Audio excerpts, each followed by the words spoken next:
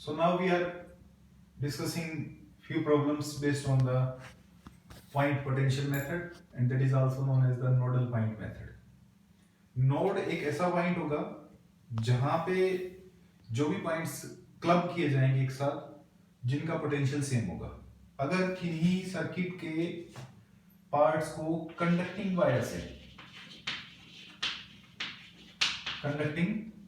से directly without any resistance, directly means without resistor, अगर without resistance directly connect कर दिया जाए तो जो पॉइंट्स वायर से डायरेक्टली कनेक्ट होंगे उन पॉइंट का पोटेंशियल सेम होगा, और उन सेम पोटेंशियल वाले पॉइंट्स को, सपोज कोई पॉइंट 1 है, कोई दूसरा 2 है, कोई 3 है, और मान लो वो एक पॉइंट पे क्लब्ड है, तो उस पॉइंट को हम नोड नाम देते हैं।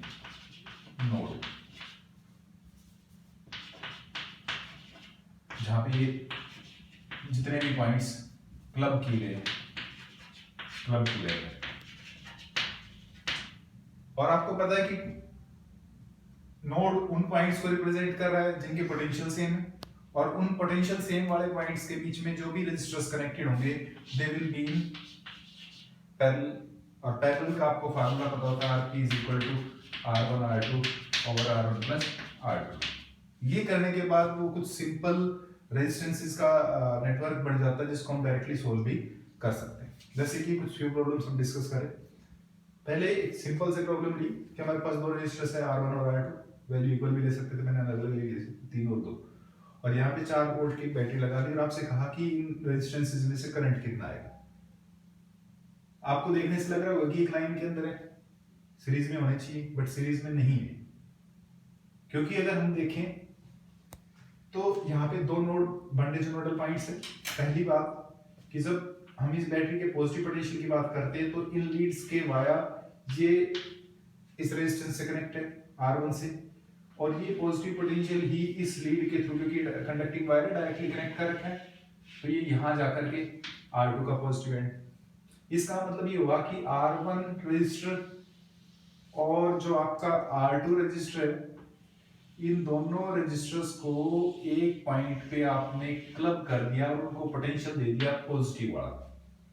ऐसे ही सिमिलरली आपने ये जो नेगेटिव पोटेंशियल यहाँ से इस लीड से ट्रेवल करेगा तो इस पाथ में जाएगा, यहाँ पे नेगेटिव होगा और इसके पास भी नेगेटिव। कहने का मतलब ये हो गया कि आपके पास एक बैटरी और उस बैटरी का पॉजिटिव एंड R1 पे भी जा रहा है और किस पे जा रहा है, R2 पे, दोनों तरफ। सपोज ये कह लेते हैं कि हमारे पास एक बैटरी और उस R1 के पॉजिटिव एंड पे जा रही है, देखिए इधर चल रही है R1 ये पॉजिटिव एंड, और ऐसे किस पे चला गया, ऐसे R2 पे चला गया, ठीक है। और इधर की तरफ अगर बात करें तो ऐसे ही नेगेटिव एंड, तो यहाँ ये नेगेटिव एंड और ये पॉजिटिव एंड। तो ये पॉइंट कैसे ले रहे, सेम पोटेंशियल ले रहे, तो एक ही नोड बन गया N1, एक नोड ये बन गया N2, क्योंकि हमने ये यहाँ से कनेक्ट कर दिया था तो एक नोड बन गया था यहाँ पे, ठीक है। ऐसे ही यहाँ कर दिया था कनेक्ट तो एक नोड यहाँ बन गया था, आपके पास एक N1 बन गया, और से एक नोड ये बन गया हमारे पास N2 बन गया, ठीक है। तो हमारे पास दो नोड, दो रेजिस्टर्स को अपने आपस में कनेक्ट कर रहे हैं, तो ये जो पोटेंशियल है ये इन दोनों में सेम है, और पोटेंशियल सेम तो इसका मतलब पैरेलल है। इसका मतलब आप इस फिगर को इस तरह से भी लिख सकते हैं कि जैसे सपोज मैं दूसरा तरीका लेता हूँ, क्योंकि ये दोनों आपस में पैरेलल में हो गया, R1 हो गया और भाई ये हो गया R2, और उन दोनों के अक्रॉस कितना पोटेंशियल लग रहा है, सिर्फ 4 वोल्ट का, जितना भी दिखा दिया 4 वोल्ट, ठीक। आप इस तरह से भी देख सकते हैं कि यहाँ से बैटरी का पॉजिटिव पोटेंशियल चला और R1 को भी ले रहा है और किसको कनेक्ट है, R2 भी कनेक्ट है।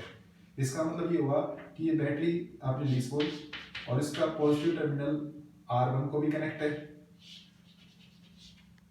R1 को भी कनेक्ट कर रहा है, और किसको कनेक्ट कर रहा है, से R2 को भी कनेक्ट कर रहा है, ये पॉजिटिव पोटेंशियल। ऐसे ये जो नेगेटिव टर्मिनल है R2 पे भी और R1 पे भी, तो यहाँ पे नेगेटिव पोटेंशियल, और दोनों आपस में कनेक्ट हो गए और पोटेंशियल दोनों पे क्या लग गया, सेम, और पोटेंशियल सेम हो तो उन रेजिस्टेंसेस को हम किस में कहते हैं, पैरेलल में कहते हैं। अगर इनको R1 और R2 नाम देते हैं तो पैरेलल इक्विवेलेंट जो आएगा वो R1 R2 over R1 plus R2 आ जाएगा। कितना होगा बताइए भाई, 3 ओम और 2 ओम बता रहे हैं, तो 3 इंटू 2 और 3 प्लस 2 दैट विल बी 6/5 ओम। 1.2 ओम भी कह सकते हैं इसको आर इक्विवेलेंट। इसका मतलब ये हुआ कि इस पूरे इन दोनों का हमारे पास जो रेजिस्टेंस हुआ आरपी वो आपके पास 6/5 ओम बन गया।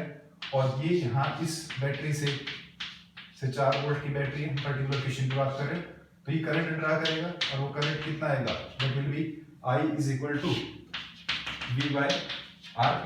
तो V तो आपके पास 4 है, RP का 6/5, तो ये पलट के ऊपर जाएगा, तो 20/6 मींस 10/3 एम्पियर। तो टोटल करंट यहाँ से 10/3 जाएगा I। अब आपको पता है कि सीरीज में तो करंट सेम होता था, पैरेलल में वोल्टेज सेम। पैरेलल में जब वोल्टेज सेम है तो करंट डिवाइड होता है, तो इस आर्म के अंदर अलग करंट जाएगा और इस आर्म के अंदर अलग करंट जाएगा, जैसे I1 और I2। और हम कहते थे करंट को हम इनवर्स रेशियो ऑफ रेजिस्टेंस में जो करंट डिवीजन थ्योरम बनाई थी हमने वो बांटी थी, कैसे लिखते थे, से I1 टोटल करंट होता था डिवाइडेड बाय टोटल रेजिस्टेंस, और current inverse ratio of resistance में होता है क्योंकि I is equal to V by R, तो पैरेलल में वोल्टेज सेम है तो इनवर्स। पहले में करंट निकालना तो रेजिस्टेंस दूसरा, और दूसरे में निकालना है तो रेजिस्टेंस पहला।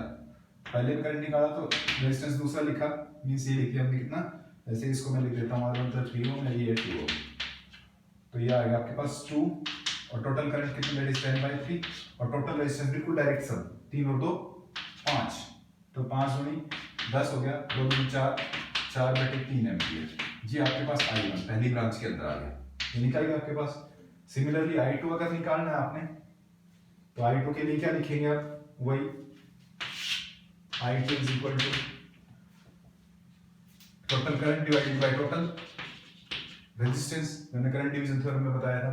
तो करंट इनवर्स रेजिस्टेंस सेकंड में निकालना तो रेजिस्टेंस पहला कौन सा है 3 और टोटल करंट आपके पास आया 4/3 दैट इज 5, तो ये आपके पास 3 से 3 कैंसिल हो गया, दैट इज 4/5 ऑफ आपके पास था R1 3 था, ठीक है, और ये था आपके पास 10/3 था, 4/3 नहीं 10/3, 4/3 तो वो आया था 10/3, तो 3 से 3 कैंसिल हो गया एंड दैट इज 2 एम्पियर, तो 2 एम्पियर ही हो गया। और दोनों को अगर जोड़ ले तो वही नेट कितना आएगा आपके पास 10/3 एम्पियर आएगा, क्योंकि आप जोड़ोगे इनको 4/3 और प्लस 2 तो 3 दूनी 6 और 4 10, 10/3 एम्पियर टोटल यही था।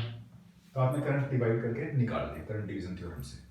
अब जो दूसरी जो प्रॉब्लम्स है वो भी बिल्कुल इसी कॉन्सेप्ट पे बेस्ड है, नोडल मेथड के ऊपर बेस्ड है। देखिए कि कैसे, कि सपोज हमें ये एक कोई सर्कल था, इस सर्कल के इस पार्ट में हमने 4 ताड़ियां जोड़ दी, कुछ रेजिस्टेंस की से R ले लिया इक्वल, और उनके एक तो पॉइंट जो आपका उसका एक्सल है उस पे, और दूसरा उसकी पेरिफेरी पे कोई पॉइंट चाहिए, यहाँ ले ले यहाँ ले ले यहाँ ले, कोई पॉइंट ले लिया B, उन दोनों पॉइंट के बीच में इफेक्टिव रेजिस्टेंस बताना है A और B के बीच में। तो इस टाइप के में क्या करेंगे हम, क्योंकि हमने कहा कि देखिए कंडक्टिंग वायर है ना, और इस कंडक्टिंग वायर से इन पॉइंट्स को कनेक्ट करते हैं, जैसे 1 2 3 और B, ठीक है ना। तो 1 का 2 का 3 का सेम पोटेंशियल होगा, मींस नोड बन जाएगी, ठीक है। ऐसे ही यहाँ पे देखो इनका पोटेंशियल भी क्या होगा, सेम होगा। तो अगर मैं मान लो ये लिखूं कि आपके पास सपोज इसको नेगेटिव पोटेंशियल दे दे और इसको दे दे पॉजिटिव पोटेंशियल, तो B पॉइंट पे नेगेटिव पोटेंशियल 1 पे भी जाएगा, 2 पे भी जाएगा और 3 पे भी जाएगा। इसका मतलब जो पॉइंट 1 2 और 3 है वो तो नोड बना रहे हैं वहां पे B पॉइंट पे, ठीक है। और 1 2 3 के बीच में कितने रेजिस्टेंसेस कनेक्ट है, R1 R2 R3 और इसको सब R4 बोलता हूं, और सबको बराबर ले लेना, R1 R2 R3 और R4 सवाल के हिसाब से जैसा भी दे रखा हो। तो ये चारों रेजिस्टेंसेस के जो एंड्स हैं किसमें कनेक्टेड है, बताइए, सेम पोटेंशियल के ऊपर, से नेगेटिव पोटेंशियल है। ये रेजिस्टेंस कौन सा, R1 से R2 से R3 और से ये R4 और नेगेटिव पोटेंशियल। जबकि इन रेजिस्टेंस के जो दूसरे टर्मिनल्स हैं उन पे कैसा पोटेंशियल है, पॉजिटिव पोटेंशियल है। देखिए पॉजिटिव पोटेंशियल है, तो ये एक नोड बन गया था, ठीक है ना। और जब नोड बन जाए तो रेजिस्टेंसेस किस में कनेक्ट होगी, पैरेलल में, और पैरेलल में इक्विवेलेंट रेजिस्टेंस 1/R कैसे निकालते हैं, 1/R1 + 1/R2 + 1/R3 + 1/R4, तो 1/R 1/R 1/R + 1/R 4 है तो 4 टाइम्स ऑफ 1/R 1/RP, और RP कितना आ गया, R/4। इसकी वैल्यू जो भी आपको मेंशन हो उससे हम निकाल सकते हैं। नेक्स्ट प्रॉब्लम में हमने क्या किया, ये इसकी बात कर दी, ये यहाँ था।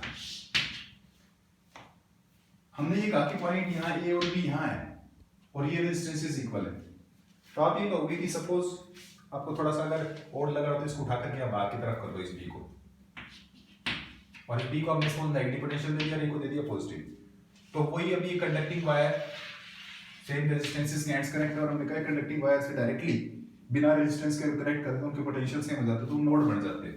तो ये पॉइंट 1, ये 2, ये 3, नेगेटिव पोटेंशियल इस पे भी नेगेटिव, इस पे भी नेगेटिव, पोटेंशियल सेम तो पैरेलल में, और एक नोड बना रहे हैं। क्या बना रहे हैं? नोड। कौन कौन? सेम को R1 R2 बराबर थे, इसलिए कोई ज्यादा रोड़ा नहीं पड़ रहा, तीनों में R3 लिख दिए, और ये पॉइंट बन गया एक नोड, ठीक है, जो कि यहाँ ही पड़ गया। और इनके नोड पे कौन कौन से पॉइंट है? 1 2 3, और कैसा पोटेंशियल ले रहे हैं? नेगेटिव पोटेंशियल, जो बी का था, नेगेटिव पोटेंशियल जो किसका था? बी का था। जबकि इनके जो दूसरे एंड पे, इन सब के, इसके दूसरे एंड पे, इसके दूसरे एंड पे एक रेजिस्टर और कनेक्ट है, ये रेजिस्टर कनेक्ट है, ठीक है, और उसके दूसरे एंड पे जो ए एंड है वहां पे क्या है? पॉजिटिव पोटेंशियल है, ये ए है। तो आप देख लीजिए ये तीनों तो आपस में किसमें हो गए? पैरेलल में। तो पैरेलल में तो इनका कितना आ जाएगा इक्विवेलेंट? बताइए। 1/r + 1/r + 1/r कितना? 3/r, पलट देंगे तो r/3, ये हो गया r/3। और मैंने अभी फार्मूला भी बताया था पैरेलल में rp कितना होता है? बराबर होता है r/n। तीन रेजिस्टेंस थे तो r/3, ये हो गया r, ये पॉइंट ए और ये बी। अब इन दोनों में करंट क्या जाएगा? सेम, और करंट सेम तो सीरीज में, तो आपका जो सीरीज रेजिस्टेंस होगा वो कितना आ जाएगा? That is r1 + r2, r/3। LCM लोगे तो 3r + r कितना? 4r/3, ये आपका सीरीज रेजिस्टेंस की वैल्यू जाएगी। अब ये r आपको 10 ओम दे रखे हो तो 40/3 हो जाएगा ओम, ठीक है, कर लेंगे। इसके बाद जो लास्ट प्रॉब्लम इसी टाइप की जो पॉइंट पोटेंशियल मेथड से हम डिस्कस कर रहे हैं वो ये वाली। इसमें भी देखिए कि आपके पास यहाँ से जो पोटेंशियल दिया सपोज पॉजिटिव, और यहाँ पोटेंशियल दे दिया नेगेटिव, और ये कंडक्टिंग वायर है, या कनेक्ट कर दी, और एक कंडक्टिंग वायर यहाँ कनेक्ट कर दी विदाउट एनी रेजिस्टेंस, इनके रेजिस्टेंस 0, ठीक। तो इनके केस में भी वही नोडल मेथड बनेगा। मैं एक बार ये मिटा दूं,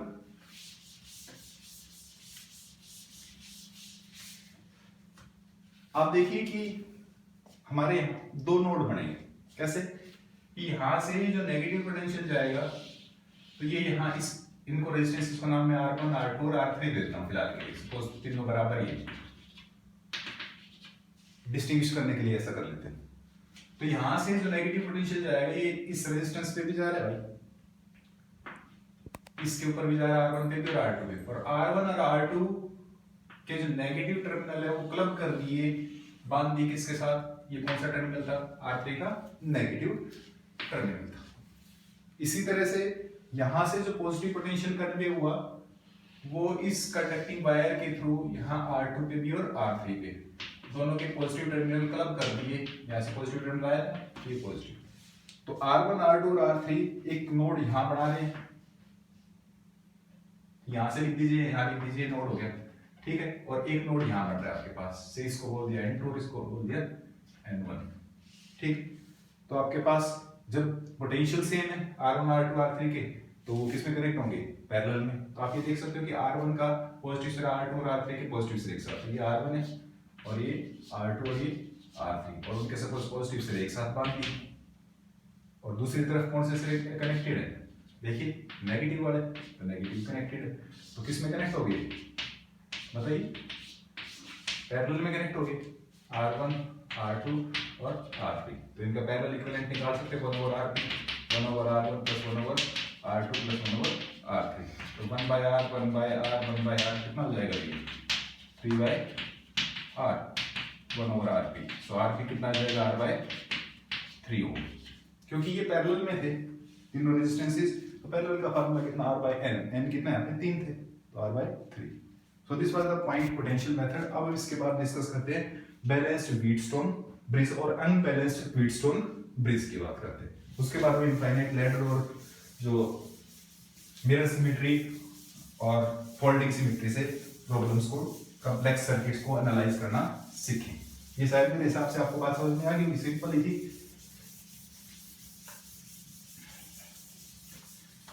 व्हीटस्टोन ब्रिज में क्या होता है कि हमारे पास एक ब्रिज बनता है 4 रेजिस्टेंसेस के सेट को लेकर के। ये आपके पास जो सेकंड चैप्टर हम डिस्कस करेंगे इलेक्ट्रिकल मेजरमेंट्स का, उसमें आएगा। तो व्हीटस्टोन ब्रिज,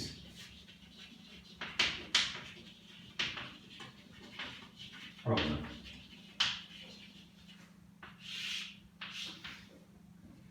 कौन सी जो प्रॉब्लम है व्हीटस्टोन ब्रिज के इक्विवेलेंट बन जाएंगे। जो शेप है वो मैं यहां ड्रा कर देता हूं।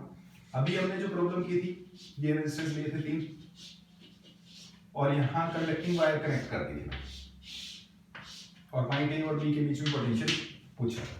तो अगर यहां पे हम कुछ रेजिस्टेंसेस लगा दें,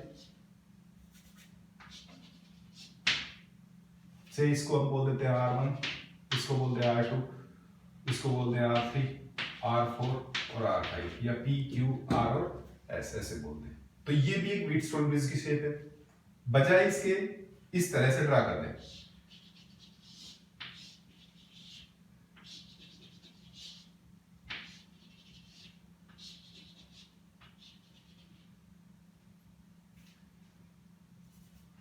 ये पॉइंट से A और ये B, तो इसको छोड़ करके ये भी ब्रिज है, ठीक है। इसको छोड़ करके, क्योंकि A और B के बीच में निकालना है, तो सही है, ब्रिज ही है, व्हीटस्टोन ब्रिज ही, ठीक है।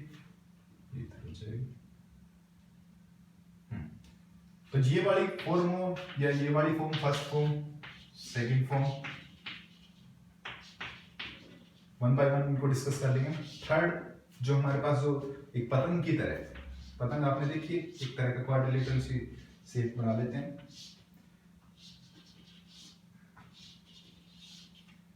और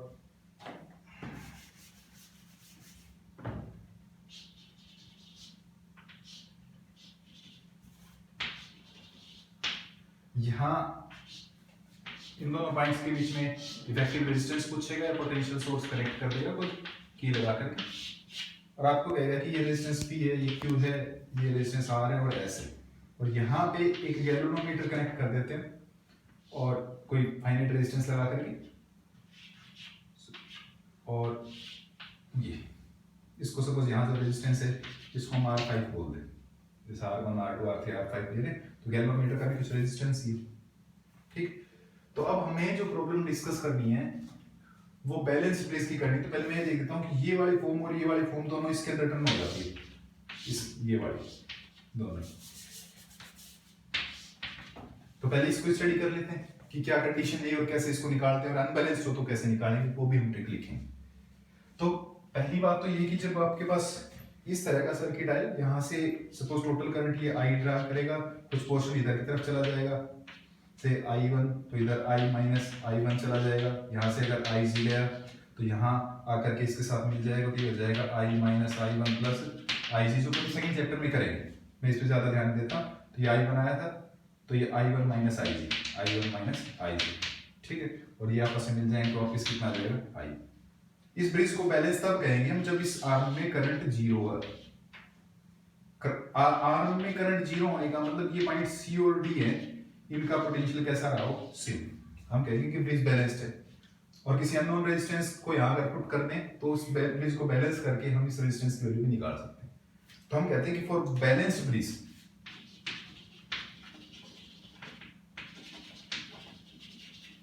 बैलेंस्ड ब्रिज के लिए क्या है कि हमारे पास जो करंट थ्रू द गैल्वेनोमीटर है वो 0 होना चाहिए, और करंट थ्रू द गैल्वेनोमीटर 0 होने का मतलब गैल्वेनोमीटर कहाँ कनेक्टेड है, C और D पॉइंट के बीच में। तो पोटेंशियल ऑफ C और potential of D should be reaching the same potential, means potential difference दोनों के बीच में 0 आना चाहिए। और आपको पता है कि जब इन दोनों पॉइंट का पोटेंशियल सेम होगा, किसी में कोई करंट नहीं जा रहा हो, तो इसको इररिलेवेंट होगा, इसको हम फिर हटा सकते हैं। तो इसका मतलब ये हुआ कि देन जो R5 है इनके केस में, उसको हम क्या कर सकते हैं, रिमूव कर सकते हैं। और रिमूव करने के बाद जो आपका पास ब्रिज है वो सीरीज और पैरेलल कॉम्बिनेशंस का एक सिंपल नेटवर्क होगा, जिसको हम सोल्व कर सकते हैं। लेकिन ये जो गैल्वेनोमीटर की जो बैलेंसिंग कंडीशन है, ये तब आती है जब इन रेजिस्टेंसेस का, सपोज इन दोनों का हॉरिजॉन्टल रेशियो इसके साथ या इन दोनों का वर्टिकल रेशियो इनके साथ, सपोज हमने लिखा कि P/Q = R/S, इसका रेशियो इसके साथ, इसका रेशियो इसके साथ, अगर ये बैलेंस है या फिर हम इसको P नीचे R नीचे लिया Q ऊपर ले जाए तो P by R is equal to Q by S, चाहे हॉरिजॉन्टल रेशियो ले लो चाहे वर्टिकल रेशियो, और ऐसे लिख दें P by R is equal to Q by S, ऐसे लिख दें, या कुछ ऐसे लिख देते हैं कि जी P और S का प्रोडक्ट, इन दोनों का प्रोडक्ट R पार गुना इसकी गुना इससे और इसकी गुना इससे, तो ये जब गुणा होगी तो मतलब क्रॉस बनेगा ना, क्रॉस का मतलब हटा दो इसको, तो इसको हटा सकते हैं, PS is equal to QR, ठीक है। तो जब R5 को हम क्या कर देंगे, हटा देंगे, X मतलब R पार गुणा कर देंगे क्रॉस, ठीक है। जैसे कि हमारे पास कोई क्वेश्चन ले लेते हैं कि ये कोई रेजिस्टेंस है हमारे पास, मैं प्रॉब्लम देख करके ही बता रहा हूँ, डायरेक्ट जनरल लेकर नहीं करनी क्योंकि फिर करना पड़ेगा, वही बात है, और ऐसी कोई ज्यादा खास इसमें डिफरेंस नहीं आता। और इस ब्रिज को सेंसिटिवली बैलेंस्ड तब कहेंगे कि जब ये रेजिस्टेंस सारे ही बराबर हो, सारे बराबर, जैसे R R R तो नेट आएगा R by 2 R by 2 तो R by 2 2R 2R 2R तो नेट आएगा 2R, ये भी ध्यान रख लेना। तो सपोज मैं फिलहाल तो एक रेजिस्टेंस ले लिया 2 ओम, ये ले लिया मैंने 4 ओम, ठीक है, और ये ले लिया सपोज 3 ओम और ये ले लिया 6 ओम, ठीक है। इनको रेजिस्टेंस इसको P या इसको मैं R1 लिख देता हूँ, इसको लिखता हूँ फिर R2 और इसको लिखता हूँ R3 और इसको लिख देता हूँ फिर R4, और यहाँ कोई रेजिस्टेंस लगा हुआ है, कोई सपोज आपको 5 ओम दे दें R5, ठीक है। तो आपसे कहे कि इस पॉइंट A और B के बीच में इफेक्टिव रेजिस्टेंस बताइए कि क्या होगा।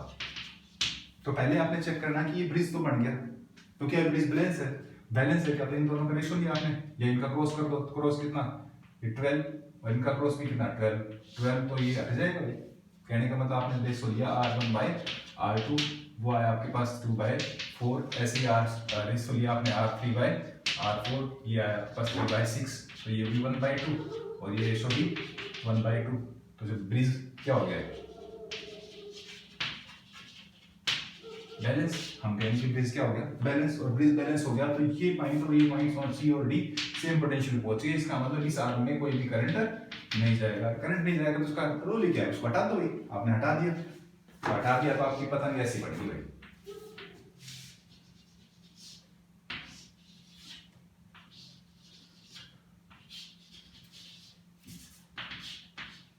ये रेजिस्टेंस आपके पास 2 ओम 4 ओम, ये आपके पास 3 ओम और ये 6 ओम, ठीक है। यहाँ पे पॉजिटिव पोटेंशियल दे रखा है, सपोज आपने नेगेटिव मींस या ए पोटेंशियल दे रखा है, यहाँ पे बी दे रखा है, पोटेंशियल डिफरेंस हो, तो यहाँ से इस आर्म में करंट जाएगा भाई, ठीक है, और जितना करंट इसमें जाएगा, क्योंकि इधर जाने के लिए तो कोई है ही, जितना ही करंट इसमें जाएगा, और करंट सेम तो सीरीज में, ऐसे इनमें भी दोनों में करंट क्या जाएगा सेम, और करंट सेम तो सीरीज में, तो इसका मतलब ये दोनों सीरीज में हो गए, ये दोनों सीरीज में, तो इन दोनों का सीरीज कॉम्बिनेशन कितना हो गया बताइए, R1 plus R2 कितना 6 ओम, इन दोनों का सीरीज कॉम्बिनेशन कितना हो गया बताइए 3 plus 6 कितना 9 ओम, ये पॉइंट A और B, ठीक है। अब इन दोनों का पोटेंशियल क्या है सेम, जितना पोटेंशियल इनके बीच में लग रहा है उतना ही पोटेंशियल इन दोनों के बीच, पोटेंशियल सेम तो पैरेलल में, और पैरेलल का फार्मूला क्या होता है, R is equal to R1 R2 over R1 plus R2, तो कितना भी 6 plus 6 into 9 over 6 plus 9, तो 9 54 54 बटे 9 से 15, ये आपके पास इफेक्टिव रेजिस्टेंस आ जाएगा इन दोनों पॉइंट्स के बीच का। तो आपको इस तरह की शेप मिलती है और इन दो पॉइंट्स के बीच में रेजिस्टेंस निकलवाए तो वो आपके पास एक ब्रिज बन गया। अगर इन दोनों के बीच में निकलवाएगा तो वो ब्रिज नहीं बना है, ध्यान रखना। तो वो आपके पास इन दोनों को पैरेलल सीरीज में, इन दोनों को सीरीज में, फिर आपस में तीनों पैरेलल में। तो वो क्वेश्चन ये बाद में डिस्कस करेंगे या आप अपनी कहीं देखोगे तो आपको जरूर मिल जाएगा कहीं ना कहीं।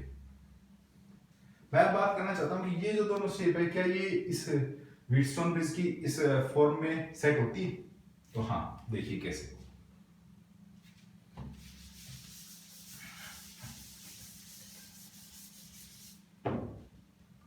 देखिए आप कहते हैं कि यहां से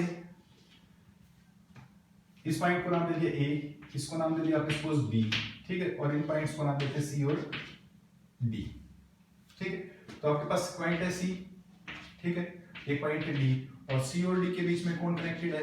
आपके पास R5 कनेक्टेड है। इधर पॉइंट था ए था ना, और उसकी पोटेंशियल वाला, और इधर पॉइंट था सपोज बी, जिसको आप सपोज नेगेटिव देते हो। तो अब ए से चले तो ए से चलने के बाद ये रेजिस्टेंस R1, तो इधर तो एक रेजिस्टेंस आएगा R1 जो C से कनेक्टेड होगा, ठीक है। से इसको अपन बोल देते हैं R1, इसको बोल देते हैं R1, ये ठीक है R1 और R2। ए से C पे कनेक्टेड है, कौन है? R1, ठीक है। और फिर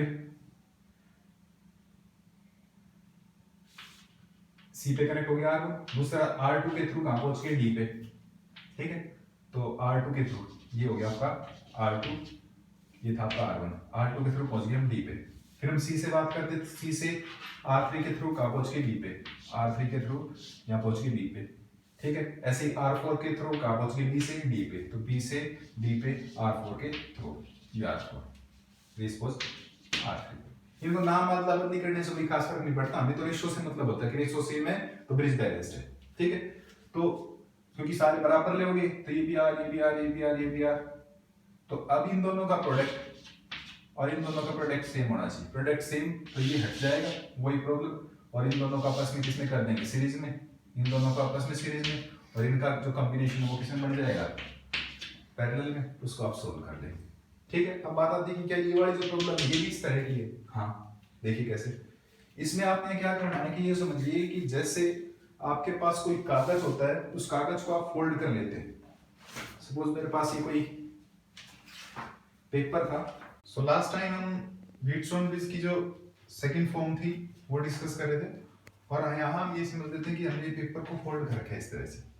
तो जब हम इसको अनफोल्ड करेंगे तो ये दूसरी साइड चला जाएगा। तो हम ये मानते हैं कि ये जो टर्मिनल्स है हमारे, ये दो टर्मिनल्स हैं जिसके अक्रॉस R5 कनेक्ट है, तो इस A वाले टर्मिनल को अगर उठाकर के इधर की तरफ रखें तो ये जो रेजिस्टेंसेस R1 और R3 थे इस साइड में चले जाएंगे। मींस ये आपके पास किस तरह की फॉर्मेट हो जाएगी कि ये आपके पास हो गया से R5 और R5 के अक्रॉस इधर की तरफ जो आपके पास ये थे R1 और R3, तो ये इधर की तरफ आ जाएंगे, दिस इज से R1, और ये जो दूसरा टर्मिनल नीचे की तरफ जो आ गया ये हो गया आपके पास से R3, ये टर्मिनल आ गया A, ये बाहर की तरफ आ गया। ये आपके पास था कौन? R2, और ये कौन था? R4, और ये पॉइंट था यहाँ पे B। तो अगर इसको थोड़ा फिगर को सीधा कर ले तो ये आपकी वही फॉर्म है जो व्हीटस्टोन ब्रिज की वाली फॉर्मेट।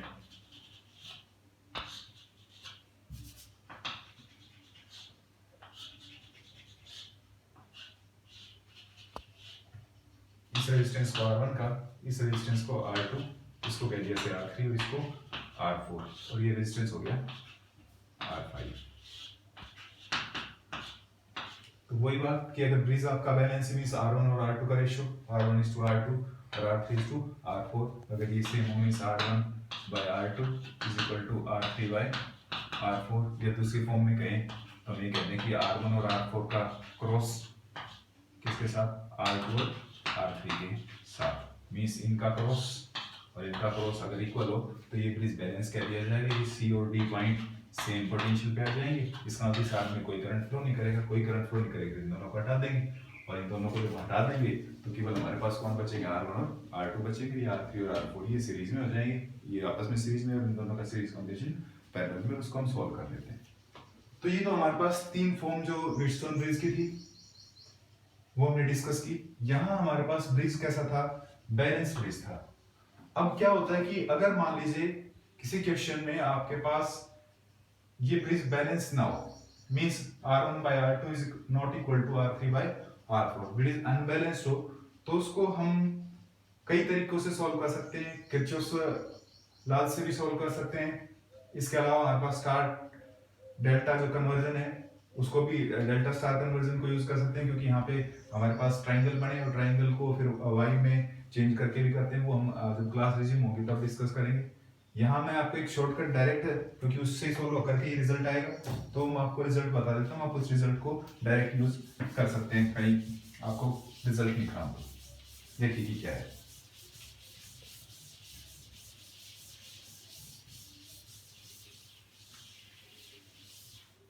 सपोज हमारे पास कोई ब्रिज है और ये जो चार रेजिस्टेंसेस हैं नाम उनके वही रख देते हैं हम, R1 R2 R3 और R4 से इसको R1 नाम दे दिया, इसको R2, इसको कह दिया हमने R3 और इसको कह दिया R4 और ये रेजिस्टेंस है सपोज आपका R5 और आपको फिर कहे कि A और B टर्मिनल के बीच में इफेक्टिव रेजिस्टेंस बताइए, जबकि आपके पास जो ब्रिज है कैसा है, unbalanced bridge.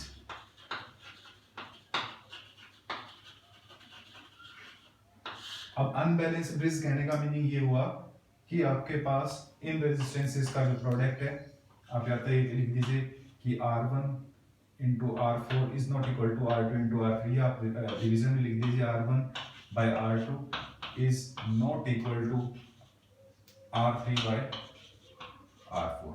It means that R1 R4 का जो प्रोडक्ट है वो R2 R3 के प्रोडक्ट के इक्वल नहीं है। तो ये अनबैलेंस्ड कंडीशन होगी और अनबैलेंस्ड का मतलब ये और ये जो टर्मिनल है ये सेम पोटेंशियल पे नहीं होंगे, सेम पोटेंशियल पे नहीं होंगे तो पोटेंशियल डिफरेंस होगा, तो कोई इसके अंदर करंट फ्लो करेगा और करंट फ्लो करेगा तो इसका मतलब ये रेजिस्टेंस आपके पास इग्नोरेबल नहीं है। तो इस रेजिस्टेंस R5 की वैल्यू में जो है इस सर्किट के अंदर अकाउंट करेगी। तो हमें अब A पॉइंट और B पॉइंट के बीच में अगर इफेक्टिव रेजिस्टेंस लिखना हो तो देखिए कि एक ट्रिक है हमारे पास, शॉर्ट ट्रिक,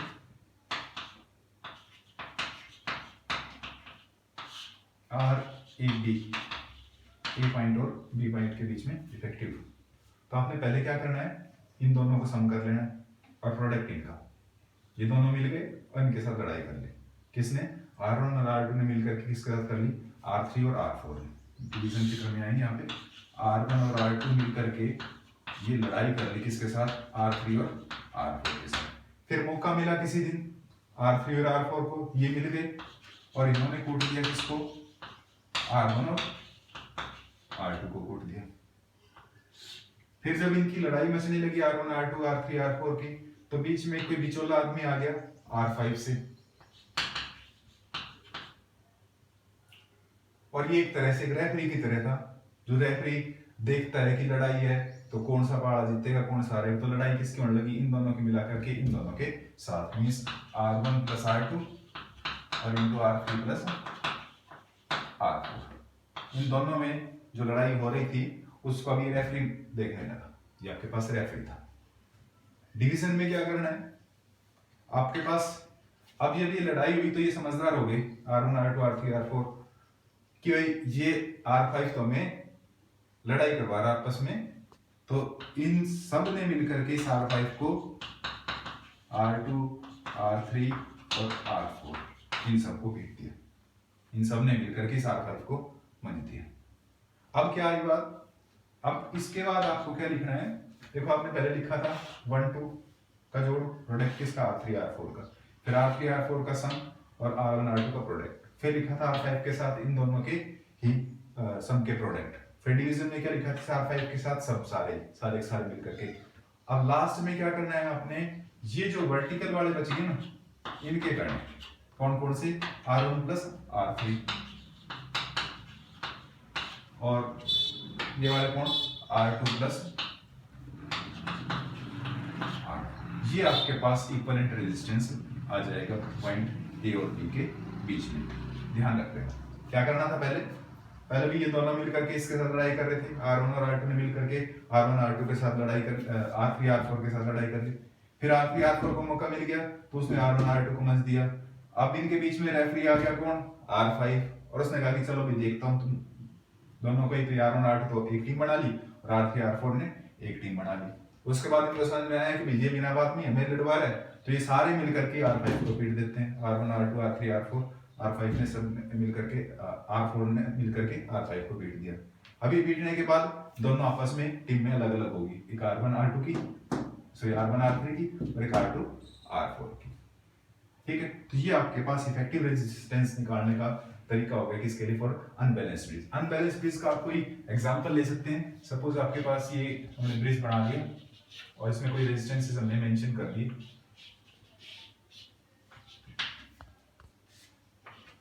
से ये मैंने लिख दिया 2 ओम और ये लिख दिया मैंने इसे 4 ओम और ये ले लिया मैंने 3 ओम और से ये ले लिया हमने 9 ओम। तो इनका रेशियो तो 1/2 बना, लेकिन इनका रेशियो 1/3। तो ब्रिज बैलेंस नहीं है, और यहाँ पे कोई रेजिस्टेंस से आपको 2 ओम लिख दीजिए। तो आप फिर इनको नाम लिख करके ये R1, ये R2, ये R3, ये R4 और ये R5, ठीक है। तो आप ये कहोगे कि R1 और R4 का प्रोडक्ट किसके बराबर नहीं है, ये तो हो गया 18 और ये हो गया 12।